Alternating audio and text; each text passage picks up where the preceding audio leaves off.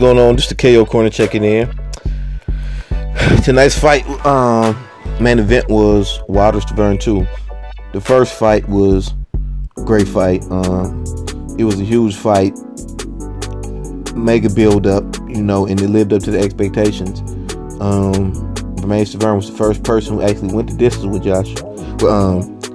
Wilder. Not only that, he gave him a good fight. That was the first fight we saw Wilder's new jab, basically his improved jab, and it was a great fight. You know, tonight before the main event, we had Granados, who went the distance with Broner, fighting Sean Porter, Showtime Sean Porter. If Sean Porter was to win this fight, he was to become the mandatory for Keith Thurman for a rematch, which was a classic fight. Some people said the fight of the year when they had it. Typical Sean Porter fight. His jab did look good in the middle of the ring. He roughhoused, put his head down. Granados fought back. He fought a hell of a fight. He gave some good shots. He rocked Sean Porter and a lot of times in the clinch, but he was doing a lot playing to the crowd too much and getting popped. He said, "Hey mom," one time, and then Porter rocked him. The thing with Porter, if he would actually lean on his back foot and space his legs and sit on his shots, man, he would be knocking these dudes out. But he leans forwards and swings wild, basically arm punches. I've actually talked to somebody who sparred him, and they said the same thing. They was like, his just push through is what you feel the actual strength, but it's not the pop or the devastating power. It's him basically muscling you. But Shaw hit him with shots all throughout the fight. I'm looking like, man, this should KO this dude. But a lot of his punches are arm punches. But Sean hurt himself in the fight, which I thought was a low blow. But the replay showed he actually cracked his hand on Granados' head, and he bent over in pain. Not that he got a low blow. And he continued after, but obviously the last two, I saw like, and I think it was in the 9th or 10th round one time when he came out the corner, and his father told him basically, well, you got to deal with that. So I knew he had been injured, and then partly somebody said, I think he's injured. And the last 2 rounds, he didn't even fight back at all. He just ran. So I knew what it was. And as far as from a boxing standpoint, Sean looked good for him. That's relative word with him. He actually pumped the jab, popped in the middle of the ring, hunted dude down, you know, pressured him the entire fight. He clearly won, you know, which is going to set up the rematch. Or either Keith Thurman was going to fight Errol Spence, or I don't think he's going to fight Sean exactly on his first fight anyways, because he said he's going to take like a fight or two just to tune up because of the surgery. He's been married, laid off, gained weight and all that.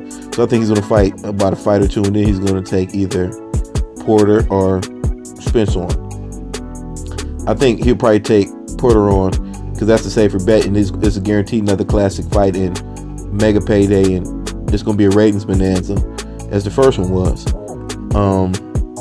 So like I said, that's what's next for Sean Porter. The next fight we have to talk about is Stiverne Wilder II. I made a prediction in this fight. I said, for some reason, I felt Wilder was too sharp. I think Wilder was going to end him in 4. If Wilder didn't end him in 4, Stiverne could probably hurt him with something late, not knock him out, but just wobble him or something in the later rounds. But I felt that he was going to finish him in less than 4 rounds. I did say that. I have text to prove it. I didn't think it was going to end like this. Stiverne has a chin, a granite chin. And, okay, I saw Wilder coming out popping the stiff jab, which I expected. You know, Stiverne waits and he warms up. But the way he was shooting the 1-2 through the guard, when he got a couple through, I'm like, and Stiverne wasn't returning fire. So I said, man, don't let Wilder think he can just tee off on you, because he's going to be able to set up wild shots and just try to get you up out of here. He's not going to just try to box, which he did. He got 1-1 through, and he hurt him, and that was all she wrote. He knocked him down like I think 3 times and just brutalized him. And I will say this, I've said this before after the last AJ fight, no way in hell AJ lasts 4 rounds with him. I don't see it. I just don't see it. He's too athletic, he's too agile, he's too fast, his jab is too stiff, and like you said, a 41-year-old Klitschko after a loss and a 2-year layoff, with not even no kind of fire intensity, was really winning that fight and could have ended AJ in like round 8, I think it was, had he not been so timid. When he had AJ on the ropes, he could have knocked AJ out. But Klitschko really was winning that fight. So he was basically getting beat by a 2-year layoff Klitschko. And I just don't see it. He got rocked and dropped by tentative Vlad. I just see Wilder blowing through dude in maybe 2 rounds. If it gets to 4, I will be shocked. If it gets to 4, it'll only be because AJ will be in strict defensive mode. But the only person I see giving Wilder a fight right now will probably be, Tyson Fury's not active, so it'll probably be like Ortiz, but that's not going to happen. Or maybe some heavyweight overseas, I don't know, that it will last. But the only one that can actually give him a fight and has a chance of beating him is probably Ortiz. Yeah, Brian Jennings, I think, could last with him and survive if he doesn't take too many risks.